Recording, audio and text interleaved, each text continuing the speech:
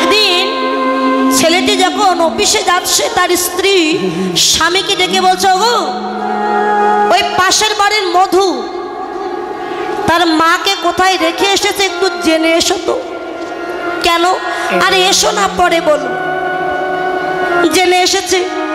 রাত্রেবেলা তার স্বামী স্ত্রীকে ডেকে বলছে, জানো শুনলাম মধু নাকি তার মাকে বৃদ্ধাশ্রমে রেখে এসেছে।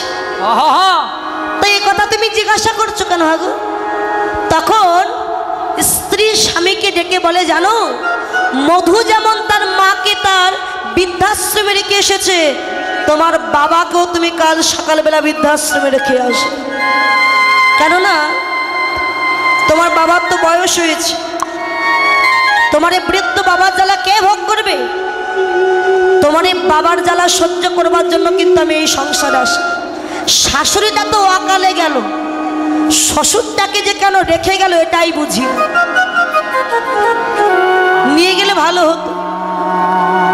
এখন বাবা ছেলেটি যে বৃদ্ধাশ্রমে বাবাকে নিয়ে যাবে, বাবার কাছে গেছে রাত্রেবেলা। বাবা খোকারে কিছু বলবি? বাবা কিন্তু আড়ালে দাঁড়িয়ে সব শুনতে পেয়েছে।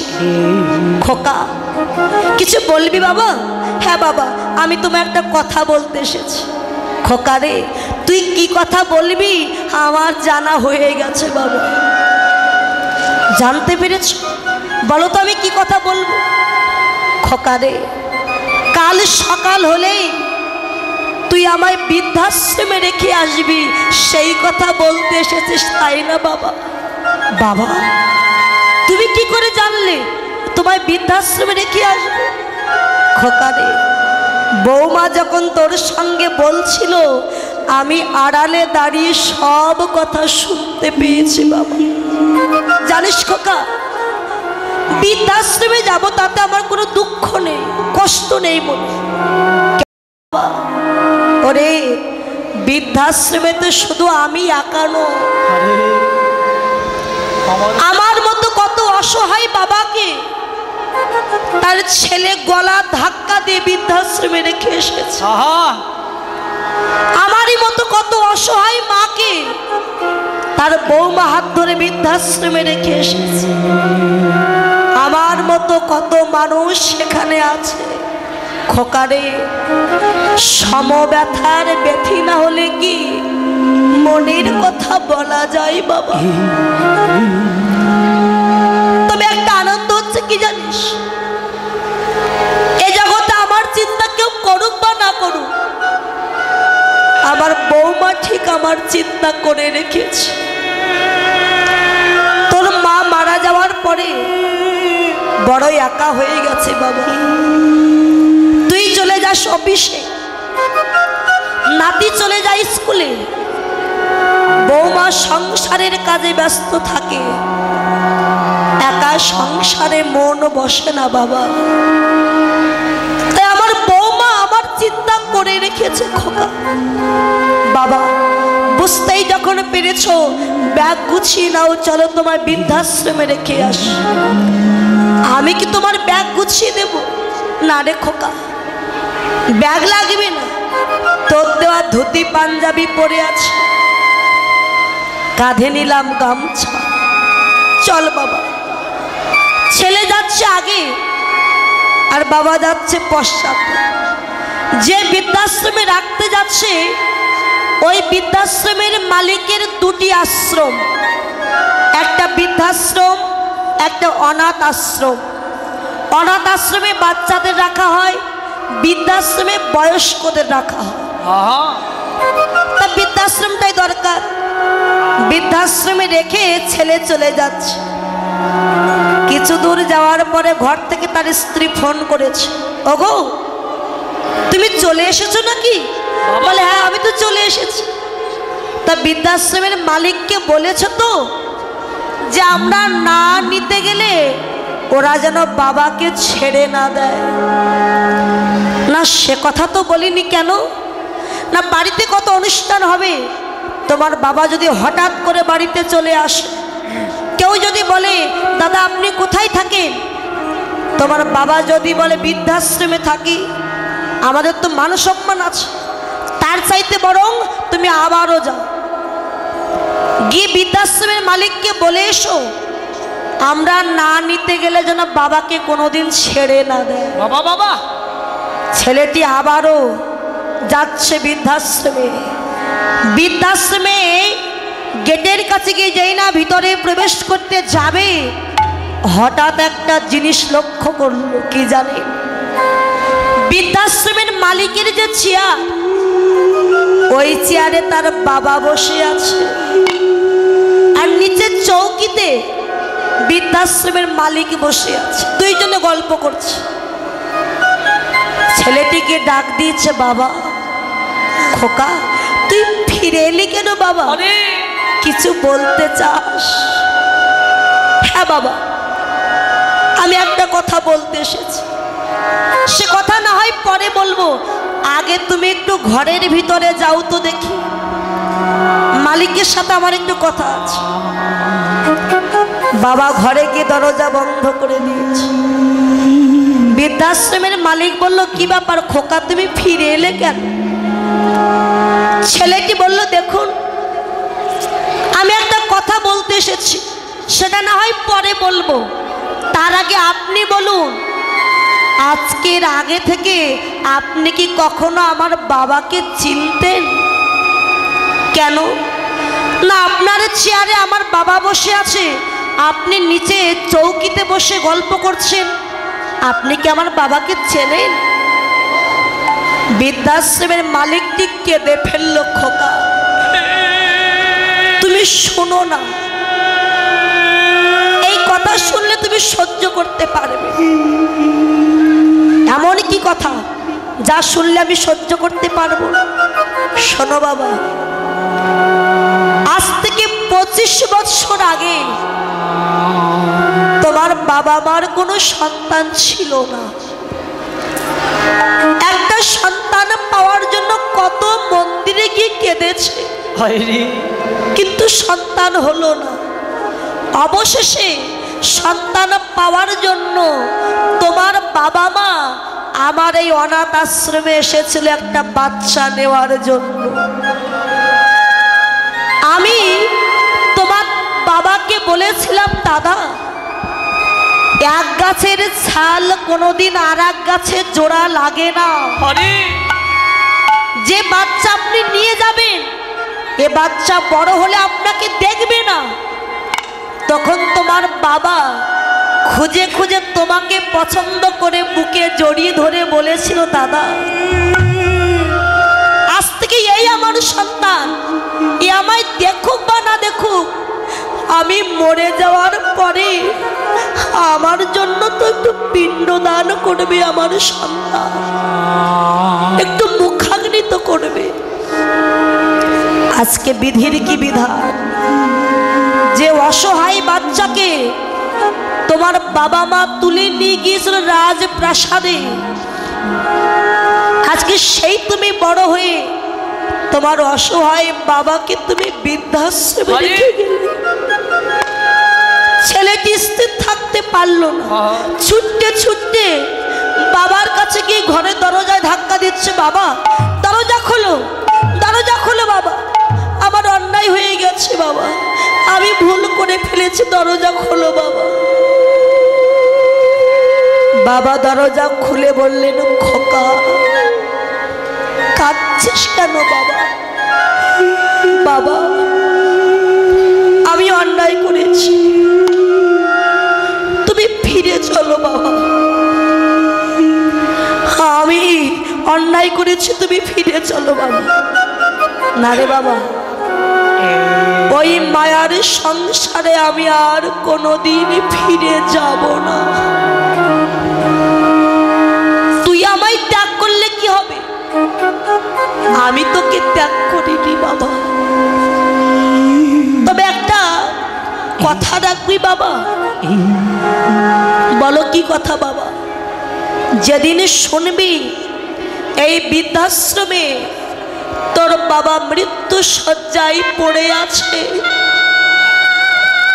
সেদিন একবার হলেও আমায় একটু দেখতে আসিস বাবা। আর আমার প্রাণ পাখিটা যখন চলে যাবে কি করবি জানিস?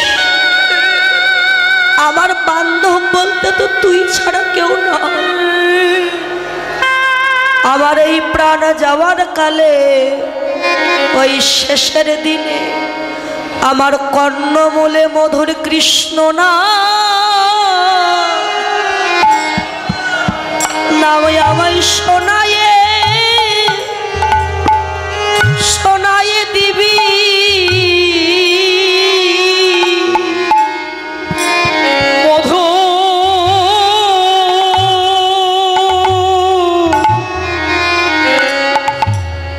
মধুর কৃষ্ণ নাম করিলে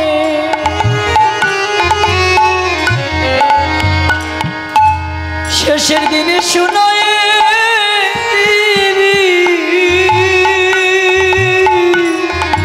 আমার কৃষ্ণ বলা পাখি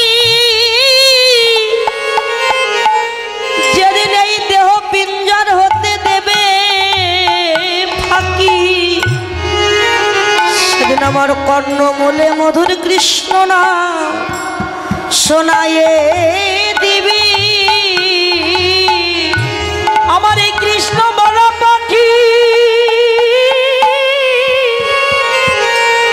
যেদিন দেহ পিঞ্জর থেকে দিবে ফাঁকি, সেদিন এই মধুর কৃষ্ণ নাম কর্ণে শোনায়ে দিবি। সেই বৃদ্ধ বাবা কেঁদে কেঁদে বলে, গোবিন্দ হে, এতদিন মায়ার সংসারে পড়ে আমার করে মেতেছিলাম, কোনোদিন আমি তোমায় ভজন করিলাম না। বলো কবে এই সংসার থেকে মুক্তি পেয়ে ওপারে তোমার সাধুগুরু বৈষ্ণবের বাজারে যাব। বৈষ্ণবের বাজারে গিয়ে ভক্তের চরণ দুটি হৃদয়ে জড়ায়ে ধরি, কবে আমার নয়ন জলে ভক্ত চরণ আমি ধুয়াই দিব। কবে আমার নয়ন জলে ভক্তের চরণে ধোয়ায় দিব, তবে নয়ন জলে ভক্ত চরণ ধোয়ায় দিব। জানি না আমার দিদা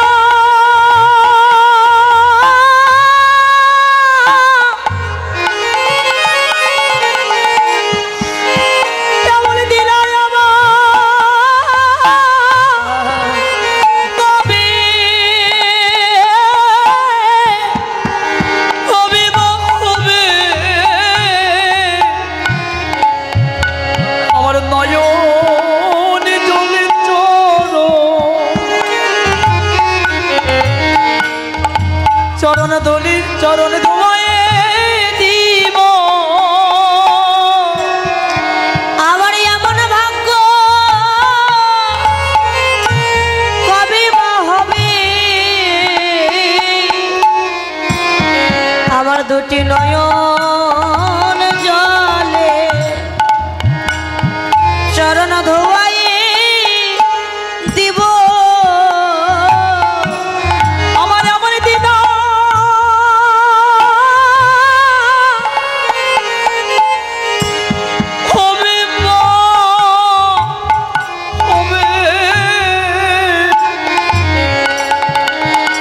দুটি নয়ন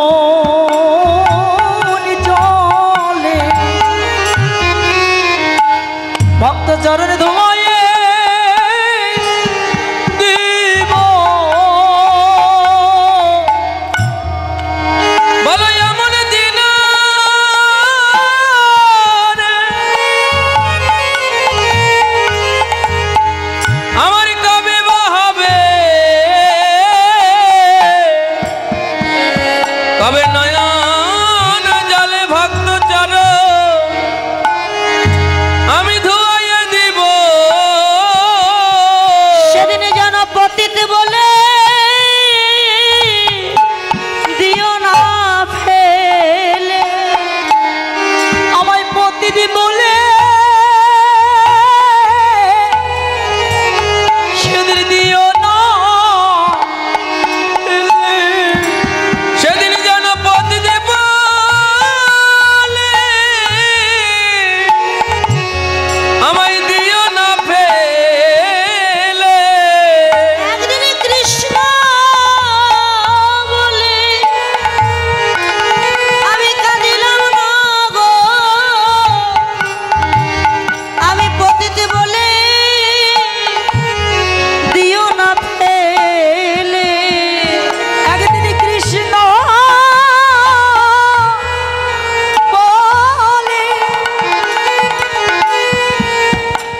আমি কাঁদিলাম না গো, এ জন্মে নয় প্রতি জন্মে জন্মে একদিন কৃষ্ণ বলে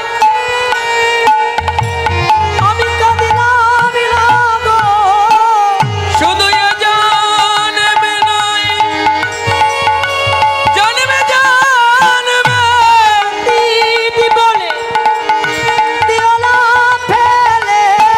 শুধু এ জন্মে নয় জন্মে জন্মে চরণ ছাড়া শুধু এ জন্মে নয় জন্মে জন্মে খবরে চরণে রেখো এ জন্মে নয় জন্মে জন্মে এ জন্মে নয় জন্মে চরণে ছাড়া করো লাগো এ জন্মে নয় জন্মে জন্মে